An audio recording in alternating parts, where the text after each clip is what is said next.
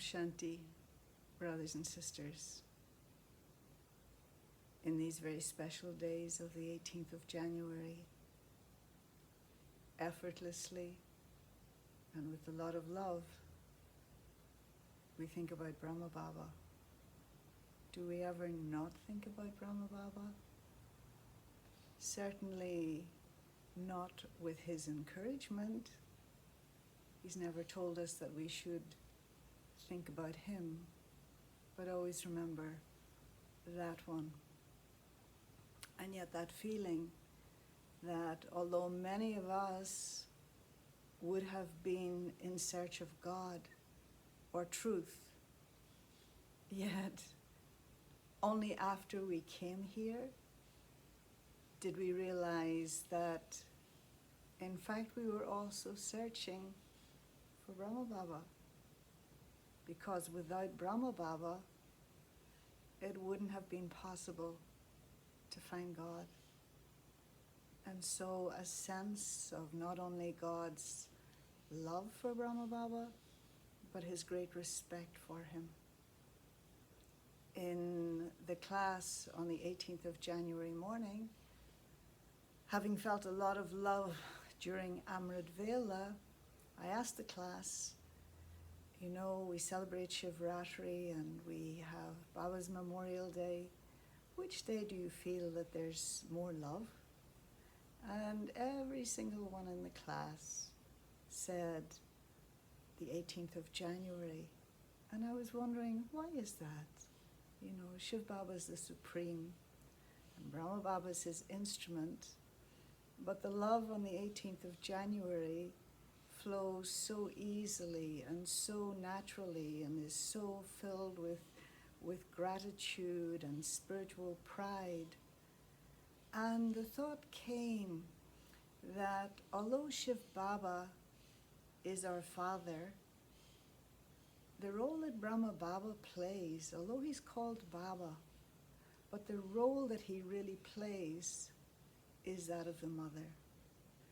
And of course, the feelings generated by the mother are very different, and they're very soft and very yielding, and they're aware of the protection and the care and the nurturance of the mother.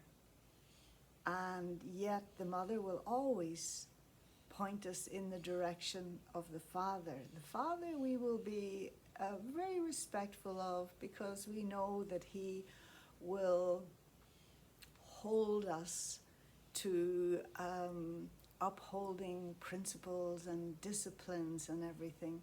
But somehow the mother will always see past our inadequacies or our mistakes and love us anyway.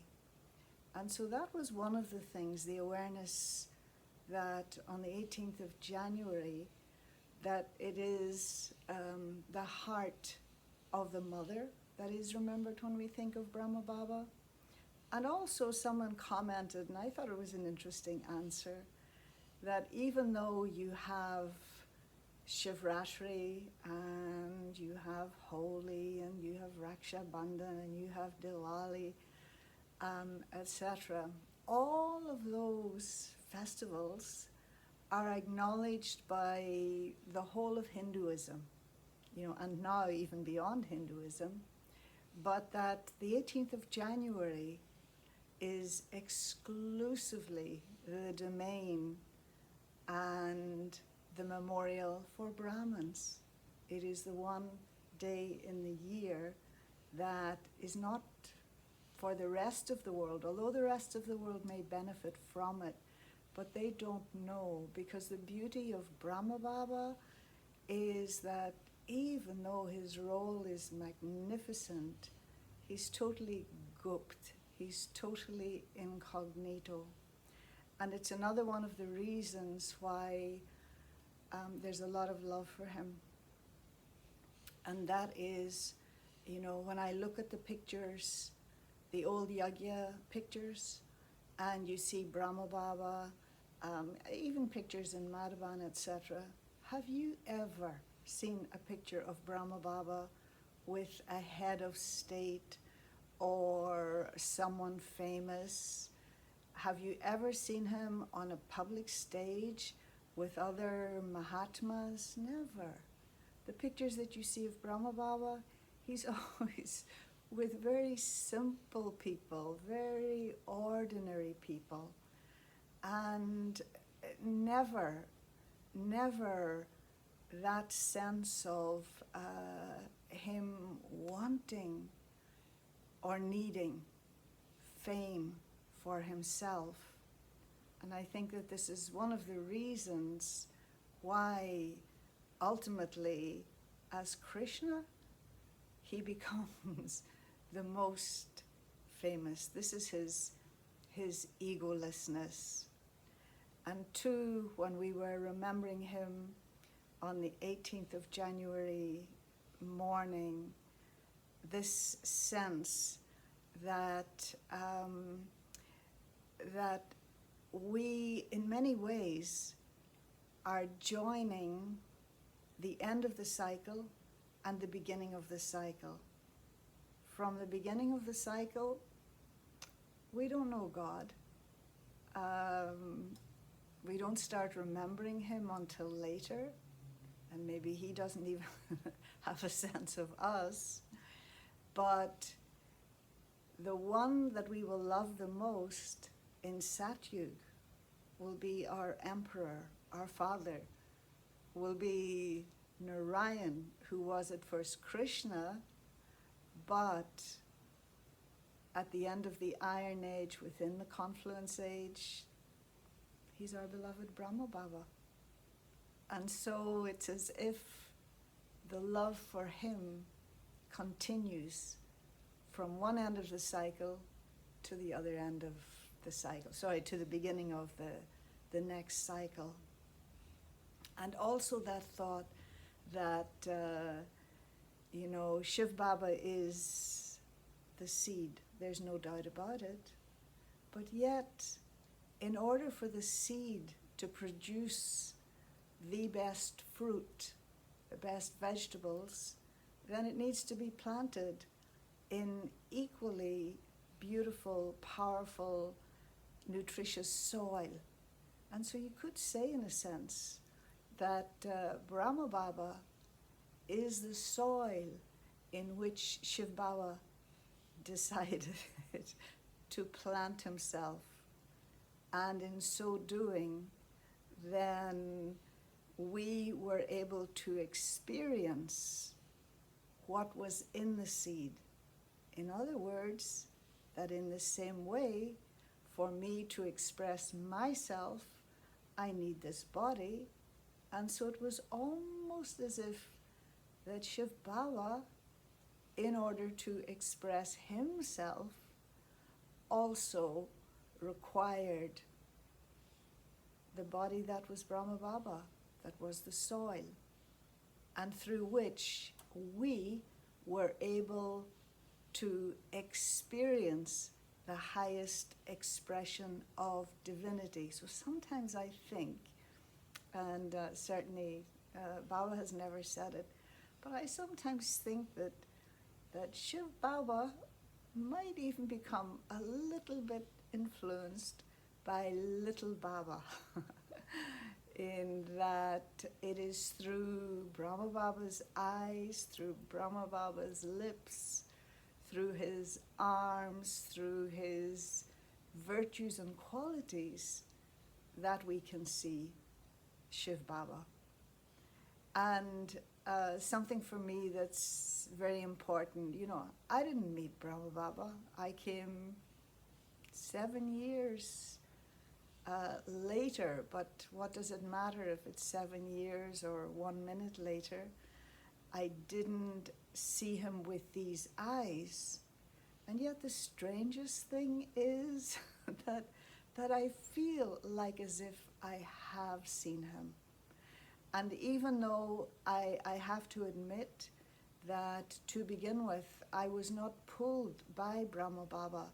It took a trip 4 months after getting Gyan in India, to go to Madhuban to have the realization not only of Shiv Baba but also of Brahma Baba.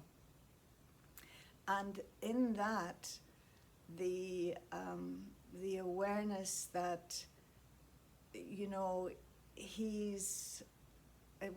it's really to do with Shiv Baba, but none of it could have happened without Brahma Baba.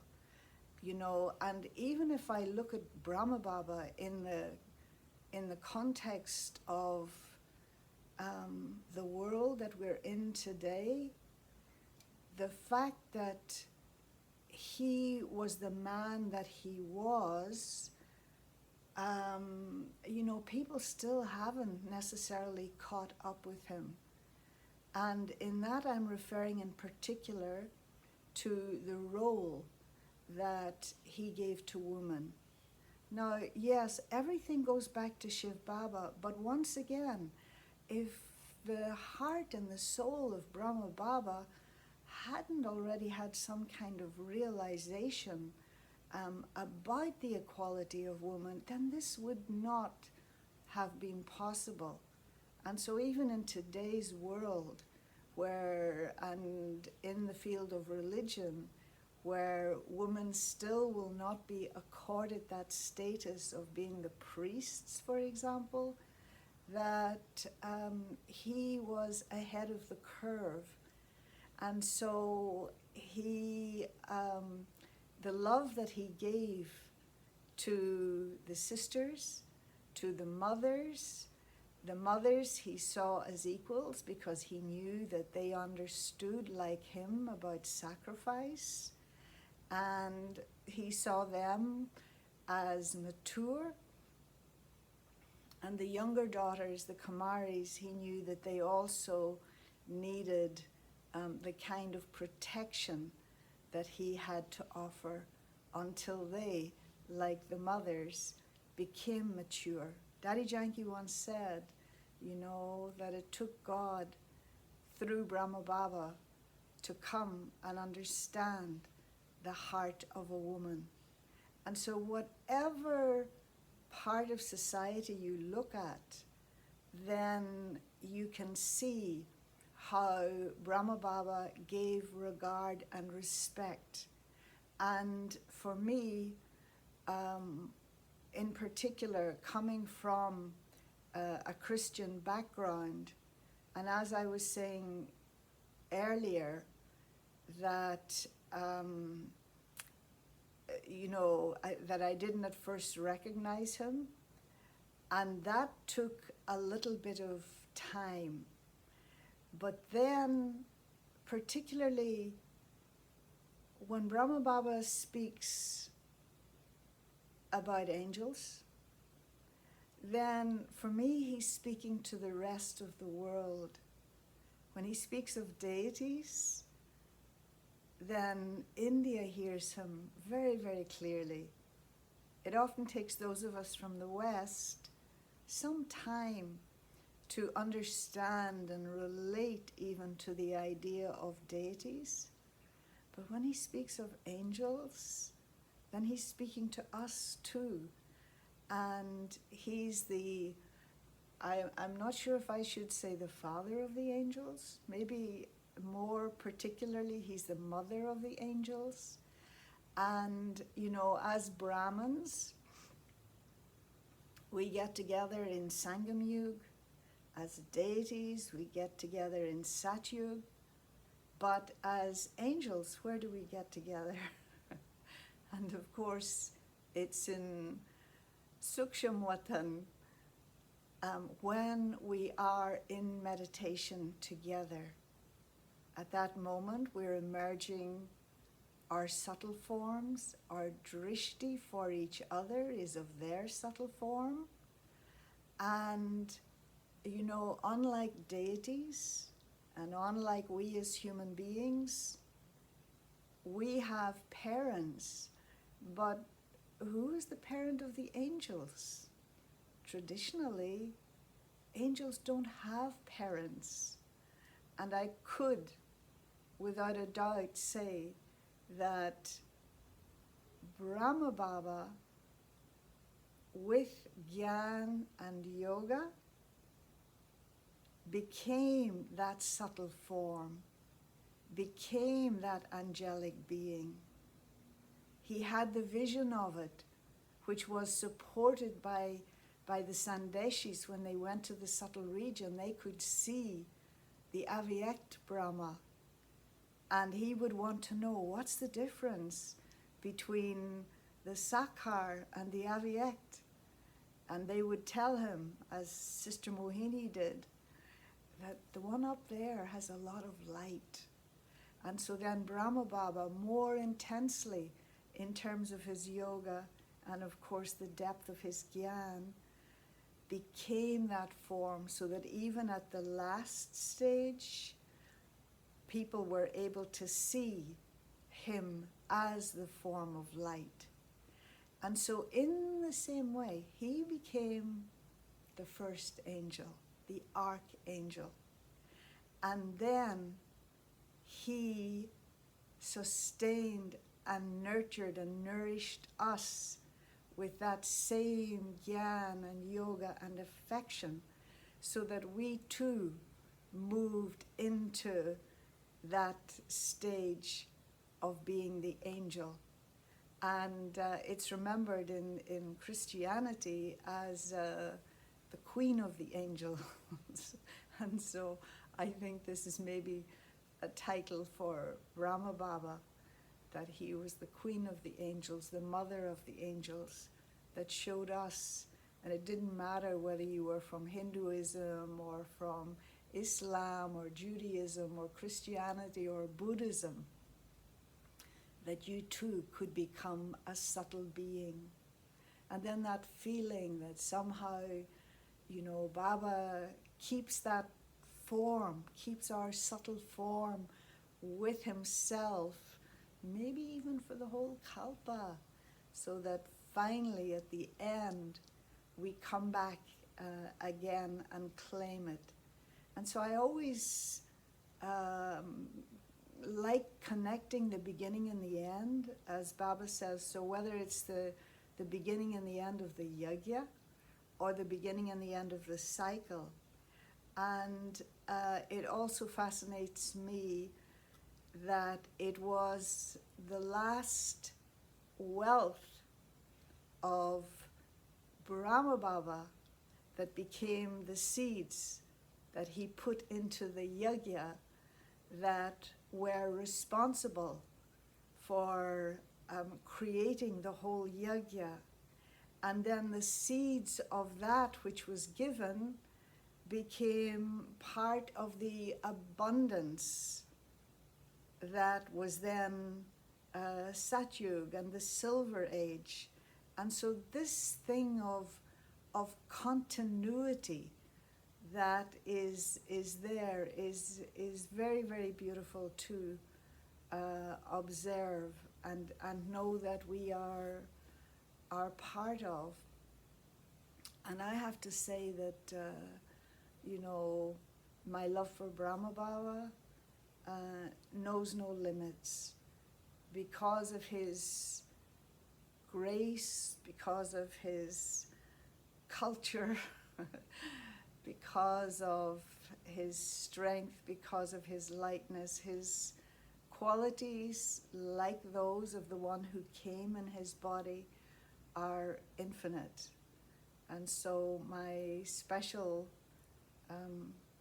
good wishes and love to you as my brother and my sister, and one of those, you too, as one of those who have known Brahma Baba, some of you physically, but really truly, Baba has come to me. Baba has shown his love to me.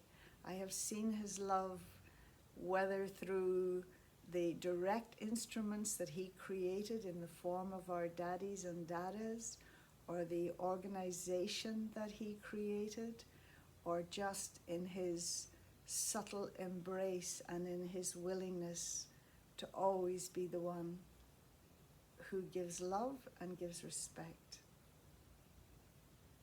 Om Shanti.